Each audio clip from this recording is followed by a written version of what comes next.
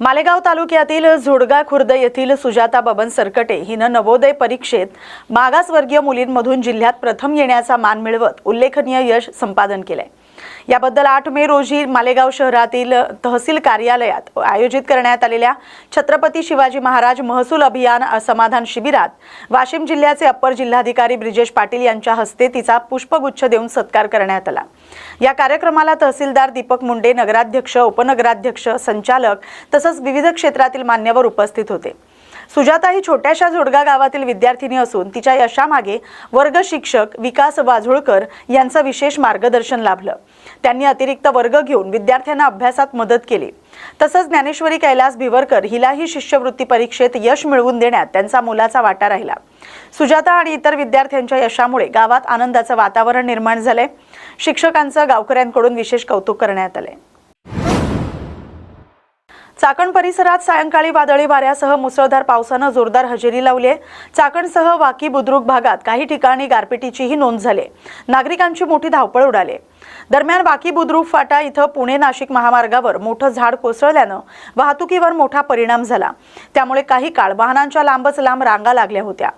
तसंच शिरोली फाट्याजवळ दुपारपासूनच मोठी वाहतूक कोंडी निर्माण झाली होती। पावसामुळे आणि वाहतुकीच्या अडचणींमुळे वाहन चालकांना मोठा त्रास सहन करावा लागला।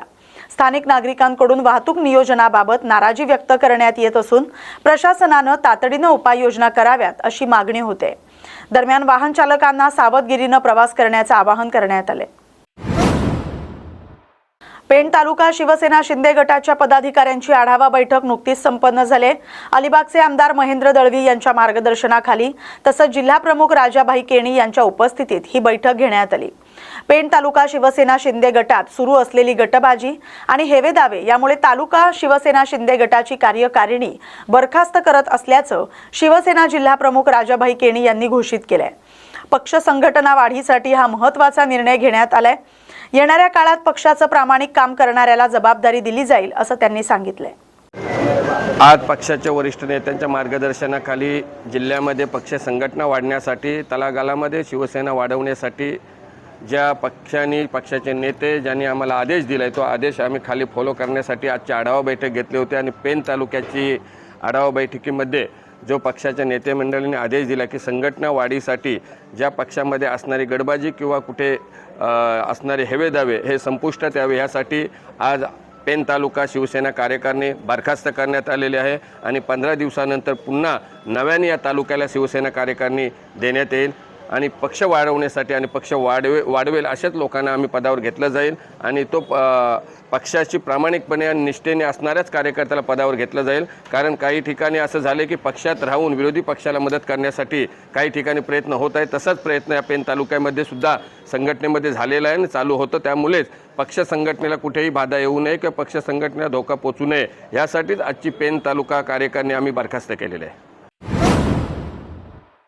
आंतरराष्ट्रीय मानवाधिकार असोसिएशन यांच्या यवतमाळ शाखेनं 9 वर्षीय अन्वी भोसले हिच्या मृत्यू प्रकरणी गंभीर मागणी केली आहे। बालिकेचा दफन करण्यात आलेला मृतदेह कायदेशीर प्रक्रिया पूर्ण करून बाहेर काढत तातडीने शवविच्छेदन करण्यात यावं अशी मागणी संघटनेनं प्रशासनाकडे केली। संघटनेच्या पदाधिकाऱ्यांनी घटनास्थळाची पाहणी केल्यानंतर मृत्यूचं नेमकं कारण अद्याप स्पष्ट नसल्याचं सांगितलंय। मृत्यू उष्माघाताने झालाय की अन्य काही कारणामुळे हे शवविच्छेदन अहवालानंतरच स्पष्ट होऊ शकते असं संघटनेचं मत आहे। शवविच्छेदन न झाल्यास संबंधित कुटुंब शासनाच्या विविध मदत योजनांपासून वंचित राहू शकतात अशी शक्यता व्यक्त करत या प्रकरणाची उच्चस्तरीय चौकशी करण्याची मागणी करण्यात आली। दरम्यान या प्रकरणाचा सविस्तर अहवाल शासन आणि मानवाधिकार यंत्रणांकडे पाठवण्यात येणार आहे। सत्य समोर यावं अशी ठाम भूमिका संघटनेनं मांडली। नमस्कार, आपण पाहता न्यूज मराठी 24/7। मी कलीम खान, यवतमाळ जिल्हा रिपोर्टर। नेर तालुक्यातील अजंती या गावामधील पारधीपेढ्यातील 9 वर्षीय अन्वी हिचा मृत्यू झाला आहे। मृत्यू होऊन 1 हप्त्याच्या वर झाला आहे, तरी तिचे मृत्यूचे कारण अद्यापही स्पष्ट नाही। आज आपल्या संघ आंतरराष्ट्रीय मानवाधिकार दिल्ली व यवतमाळ जिल्ह्याचे जिल्हाध्यक्ष विवेक वानखेडे सर आज आपल्या सोबत आहात। सर, चर्चा अशी आहे का अन्वीचा मृत्यू पाण्यासाठी भटकत उन्हीमध्ये तिले उन्हीच्या झावा लागून तिच्या ऊन लागले असल्यामुळे तिचा मृत्यू झाला आहे. नक्की ती पारधी बेड्यावर राहत होती. तिचा मृत्यू पाण्याच्या शोधातच झालेला असल्याची अधिकृत माहिती सर्वत्र इकडे आलेली आहे. विशेषतः हा मृत्यू तिचा सायंकाळी 6च्या दरम्यान झालेला आहे. प्रशासनाचं म्हणणं आहे की ते उन्हीच्या मुळे नसून वेगळ्या काहीतरी मुळे मृत्यू झालेला आहे. आमचं म्हणणं एवढंच आहे की तिचा मृत्यू नेमका कशामुळे झालेला आहे, उष्माघाताने झालेला आहे की आणखी कुठल्या दुसऱ्या घटनेमुळे झालेला आहे, तर याची सखोल चौकशी व्हावी. याकरिता त्या मुलीचा पोस्टमॉर्टम होणे फार गरजेचं होतं. मात्र प्रशासनाच्या हलगर्जीपणामुळे तिचं पोस्टमॉर्टम झालेलं नाही आहे. ते पोस्टमॉर्टम व्हावं हीच आंतरराष्ट्रीय मानवाधिकार असोसिएशन शाखा यवतमाळची मागणी आहे. आमचं मत असं आहे की तिचं पुनश्च मृतदेह बाहेर काढून तिचा शासकीय इतमान पीएम करण्यात यावं, जेणेकरून जनतेला तिचा नेमका घडलेला प्रकार काय, त्याचा मृत्यू नेमका कशामुळे झालेला आहे याचं गूढ रहस्य हे बाहेर येणार. तसेच शासनाच्या माध्यमातून कुटुंबाला देणारी जो काही निधी असतो तो त्या कुटुंबाला मिळण्यात यावा अशी आमची आंतरराष्ट्रीय मानवाधिकारातर्फे मागणी आहे. तर सर, जसं का चर्चा आहे का ते पाण्यासाठी वनवन भटकली आणि रस्त्यावर पडून तिचा मृत्यू झाला, तर तिचा मृत्यू झाल्यानंतर तिला शासकीय रुग्णालयामध्ये किंवा प्रशासनाला कोणाला कळवण्यात आले का नाही आले?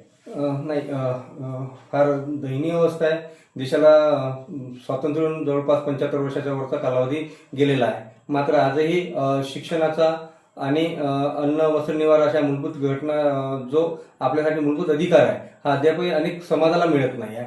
त्याचीच प्रचिती म्हणजे पारधी समाज आहे.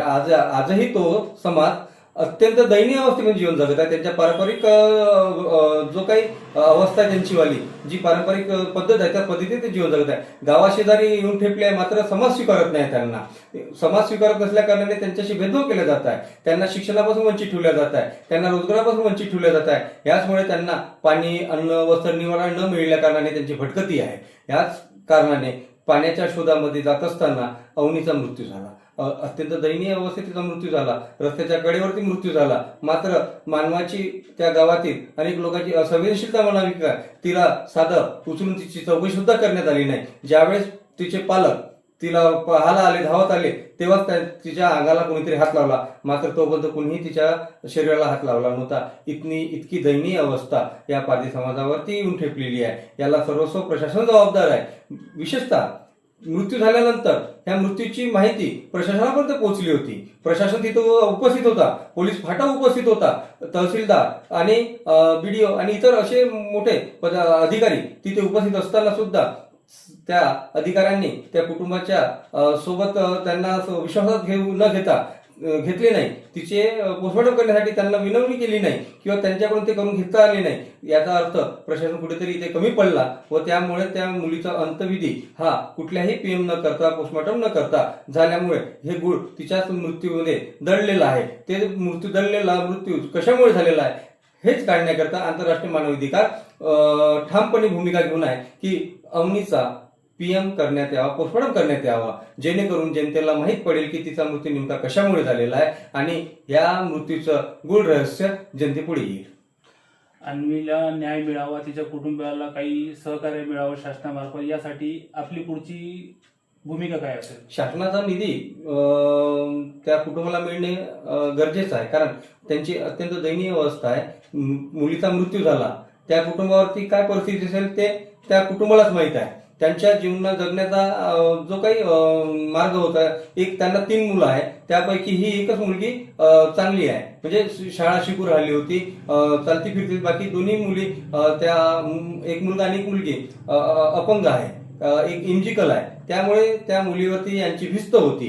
भिस्त असल्या कारणाने त्या कुटुंबाला शासकीय निधी मिळावा हीच मानवाधिकाराची मागणी राहणार आहे आणि ती रेटून धरल्या जाणार. जोपर्यंत तिला न्याय मिळत नाही, त्या कुटुंबाला न्याय मिळत नाही, तिचा पोस्टमॉर्टम होत नाही, तोपर्यंत आंतरराष्ट्रीय मानवाधिकार या सर्व बाबींकडे लक्ष देईल, लढा लढेल व न्याय मिळवून देण्याचा प्रयत्न करणार.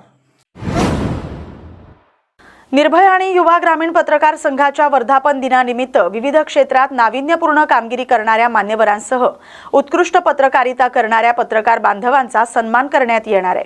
श्री क्षेत्र माहूरगड इथं येत्या 5 जून रोजी हा सोहळा आयोजित करण्यात आलाय.